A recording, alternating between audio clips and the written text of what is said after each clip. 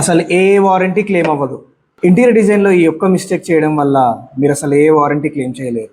Video end వరకు చూడండి. Hi, నేను Raghav, architect. Welcome to our interior series part 1. ఈ సిరీస్ ఎండ్ అయ్యే వరకు ఇంటీరియర్స్ మీద మీకు కంప్లీట్ నాలెడ్జ్ వస్తుంది.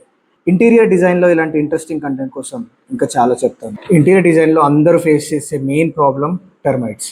మీరు ఎలాంటి మెటీరియల్ వాడినా టెర్మైట్స్ అనేది ఖచ్చితంగా వస్తాయి.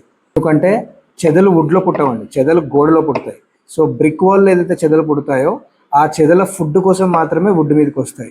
సో మీరు ఏ మెటీరియల్ వాడినా, ఎలాంటి క్వాలిటీ మెటీరియల్ వాడినా, ఈవెన్ దో అది 25 years వారంటీ మెటీరియల్ వాడినా, స్టిల్ దేర్ ఆర్ ఛాన్సెస్. ఒకవేళ మీ ఇంట్లో వాటర్ కంటెంట్ కానీ, మాయిశ్చర్ కంటెంట్ కానీ, మీ వాల్స్లో కానీ, మీ స్లాబ్లో కానీ ఉంటే 100% టెర్మైట్ అటాక్ అయ్యే ఛాన్సెస్ ఉన్నాయి.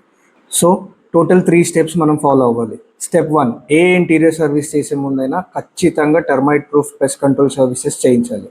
స్టెప్ 2, వాల్కి ఏదైతే డైరెక్ట్గా ప్లైవుడ్ ఫిక్స్ చేస్తామో ఆ వాల్కి ప్లైవుడ్కి మధ్యలో ఐదర్ లామినేట్ కానీ లేకపోతే పీవీసీ షీట్ కానీ, ఈ రెండిట్లో ఏదైనా మ్యాండేటరీగా ఉండేటట్టు చూసుకోండి. స్టెప్ 3, చాలా టైప్స్ ఆఫ్ ప్లైవుడ్ ఉంటాయి. అసలు ఏ ప్లైవుడ్ ఎక్కడ వాడాలి, ఎలాంటి ప్లైవుడ్ కిచెన్లో వాడాలి, ఎలాంటి ప్లైవుడ్ వాటర్ ఉన్న దగ్గర వాడాలి, ఎలాంటి ప్లైవుడ్ మనం వార్డ్రోబ్స్కి వాడాలి అన్నది ప్రాపర్గా మనం చూసుకోగలిగితే మనం 100% టెర్మైట్ ఫ్రీ హౌస్ని డిజైన్ చేయొచ్చు.